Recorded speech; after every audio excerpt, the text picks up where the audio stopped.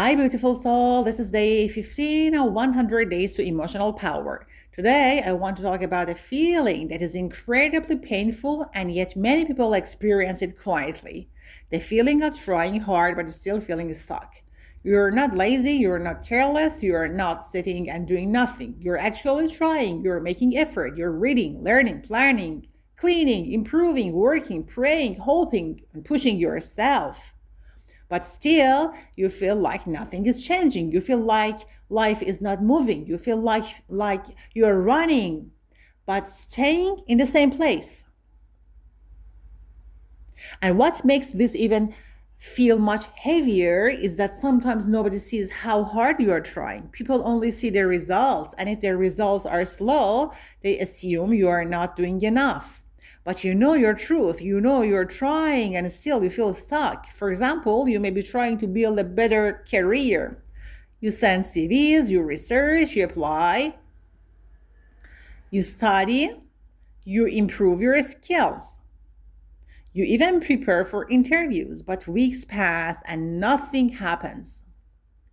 Or maybe you're trying to improve your marriage. You communicate, you compromise, you stay patient, and you do your best to create warmth, but the emotional atmosphere stays cold. Or you're trying to heal emotionally. You go to therapy, you journal, you reflect, you listen to videos like this, but still you wake up with the same sadness, the same fear, the same heaviness. Or maybe you're trying to change your body. You diet, you walk, you exercise, you reduce sugar, you do everything, but your body does not respond quickly. Or maybe you're trying to become more confident. You practice speaking, you dress better, you try to show yourself, but inside you still feel insecure. This is a stuck feeling, and because my beautiful soul, I want you to understand something very important, which is feeling stuck does not always mean you are doing the wrong thing, and sometimes it means you are doing the right thing. Your nervous system is resisting. It is resisting change because change feels unsafe. Many people think being stuck is a problem of motivation, but often being stuck is a problem of emotional safety. Your mind might want change, but your nervous system might fear it. And that fear is often unconscious. It hides behind procrastination, tiredness, confusion, distraction, perfectionism, and self doubt. For example, someone may say, I want success, but deep inside they fear success because success brings attention, responsibility, pressure, jealousy, and risk. Someone may say, I want love, but deep inside they fear love, in fact. They're afraid of it because love means vulnerability, dependence, and the possibility of abandonment. Someone may say, I want to move forward, but deep inside they fear moving forward because moving forward means leaving behind old identity, behind old roles and familiar suffering. So they try, but they sabotage themselves without realizing it. Another reason you feel stuck is because your mind is exhausted from thinking too much. Some people are stuck not because they're not doing enough, but because they're doing too much mentally. Their mind is always planning, always analyzing, always searching for the perfect strategy, always asking what if, always calculating. This mental overload created paralysis. Yes, it is paralysis. For example, you might want to start a YouTube channel, but you keep thinking, what if people judge me? What if my accent is not perfect? What if my videos are not professional? What if nobody watches? And you keep thinking and thinking and thinking, and then the brain becomes tired. And when the brain is tired, it chooses the easiest path, which is delay.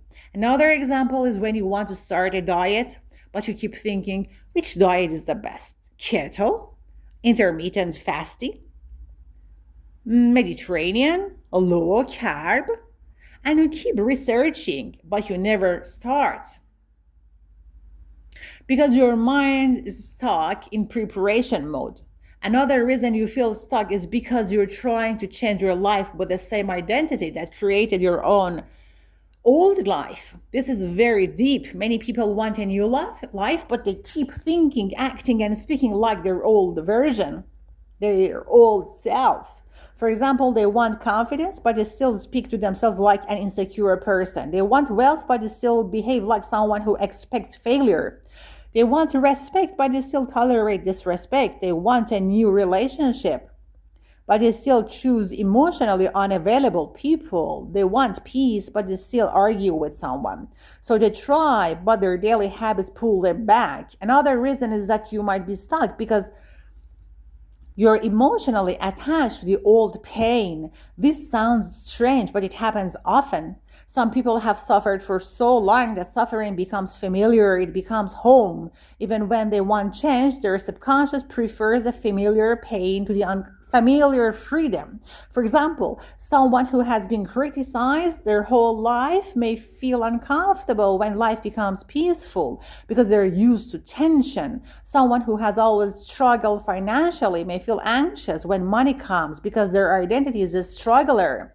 Someone who has always been the caretaker may feel lost when they stop caring for others because their identity is the one who sacrifices. So they try to change, but deep inside, their subconscious says, who will I be if I stop suffering? Another reason you feel stuck is because you're trying to build a new life while carrying old emotional wounds. If your nervous system still carries fear, shame, abandonment, rejection, humiliation, and even small tasks feel heavy. For example, someone might want to start a business, but they carry deep shame from childhood. So every time they try to promote themselves, they feel exposed. Someone might want to speak confidently, but they carry the memory of being laughed at. So their throat tightens. Someone might want to apply for a job, but they carry the memory of being rejected, so their body avoids the pain by delaying. That is why being stuck is often not about laziness, it's about protection. Your nervous system is trying to protect you from emotional pain. And let's make this very practical because you asked for real life tips. Here are concrete things that help when you feel stuck and they're not complicated. The first step is stop waiting for motivation. Motivation is not reliable. The stuck mind always says, I will do it when I feel ready. But readiness often comes after action, not before. So instead of waiting for motivation, choose a tiny action that is so small that your nervous system does not panic. For example, if you want to write a book, do not say, I will write a chapter. Say, I will write one paragraph. If you want to exercise, do not say, I will go to the gym. Say, I will just put on shoes and walk for 5 minutes. If you want to clean, do not say, I will clean the whole house. Say, I will clean one shelf. The nervous system relaxes when the goal is small. Small goals create movement. Movement breaks stuckness. The second tip is reduce the emotional drama around your goal. Many people make their goals too heavy. They say, if I succeed, my life will finally be worth it. Or if I fail, I am nothing. This pressure creates paralysis. So instead, treat your goal like practice, not like life or death. For example, today I will practice being consistent. Today I will practice showing up. When the brain feels less pressure, it becomes more productive. The third tip is stop measuring progress only by results. Measure progress by behavior. For example, maybe you did not lose weight yet, but you cooked healthier meals. That is progress. Maybe you did not get the job yet, but you applied to 5 positions. That is progress. Maybe your relationship is not fixed yet, but you express yourself honestly. That is progress. The stuck mind ignores progress, so you must train yourself to see it. The fourth tip is change your environment. The stuck mind loves the same environment. If you always sit in the same place, same room, same lighting, same routine, your brain repeats the same patterns. So change something small. Work in a cafe, clean your desk, change the position of your chair, open the window, light a candle, wear different clothes. These small changes create psychological movement, and psychological movement often creates real movement. The fifth tip is Remove one distraction that's secretly stealing your energy. For example, scrolling, overthinking, gossiping, watching negative videos, or staying in conversations that drain you. Many people are stuck because their energy is being stolen daily by small habits. You cannot build a new life while leaking energy every day. So ask yourself, what is draining me most? Then reduce it by 20%. Even that helps. The sixth tip is stop trying to solve everything at once. Many people feel stuck because they want to fix their career, marriage, body, confidence, and finances all at the same time. That is impossible. It overwhelms the nervous system. So choose one priority for 1 month. For example, this month I focus on health, or this month I focus on income. When your mind has one direction, it moves faster. The seventh tip is stop demanding perfection. Perfectionism is one of the strongest causes of stuckness. Perfectionism is not high standards. Perfectionism is fear disguised as standards. It is the belief that if you do not do it perfectly, you will be judged, rejected, or humiliated. So the brain delays. A practical tip is allow yourself to create an ugly first version.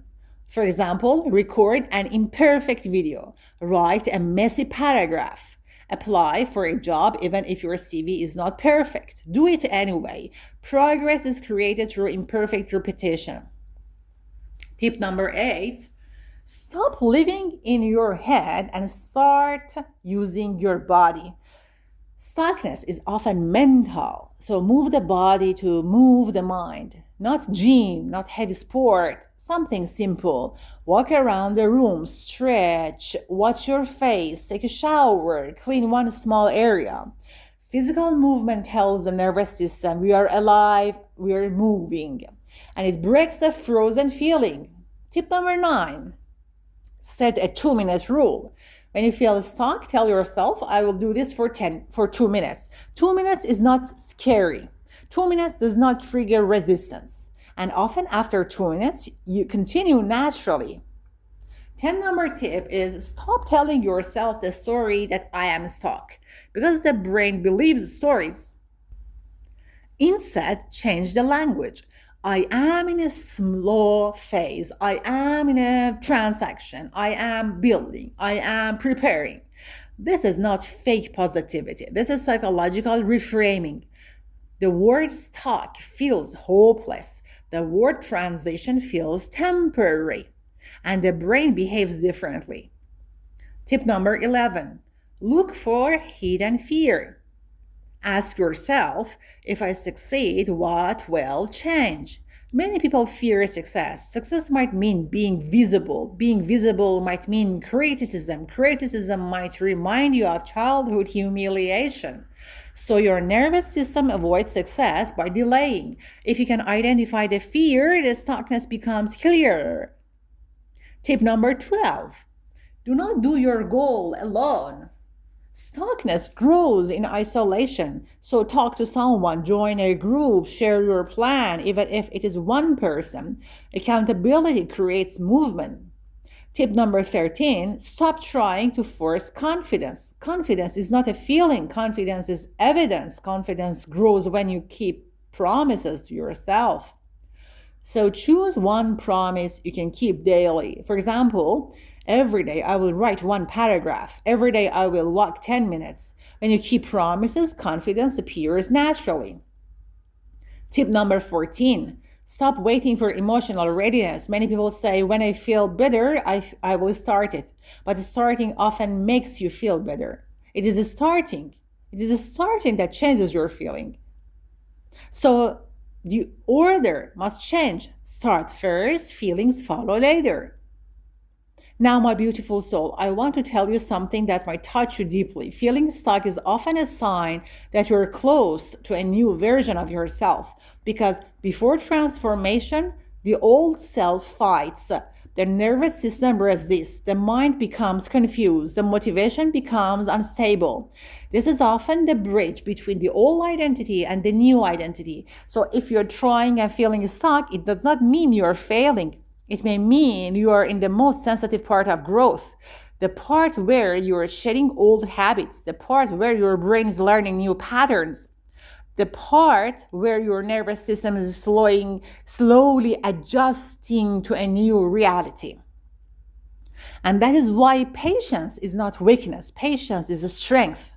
And consistency is more powerful than intensity. Even if you move slowly, you're still moving. Even if you progress in a very invisible way, your nervous system is changing quietly. Even if nobody sees it, you're building something inside. So the next time you feel stuck, don't insult yourself. Don't shame yourself. Instead, treat yourself like a friend and say, I am trying, I'm learning, I'm building, I'm not done yet. Because the stuck feeling is not the end, it's a phase, it's a passage, it's a moment in your story, and it will pass. If this talk spoke to you, if you recognize yourself in these examples, if you felt like this talk described your inner experience, then keep listening. Like, share, and subscribe to this channel, because this is day 15 of 100 days to emotional power. And every day we talk about one emotional truth that many people live with silently. We will build emotional strength together, not with pressure, not with fake positivity, but with honest reflections that feel real, human, and deeply supportive. You can listen while cooking, cleaning, commuting, working, or resting, like a quiet self-talk that strengthens you slowly. Don't forget to drop your ideas, questions, and comments down below. I would love to hear from you. See you in the next audio.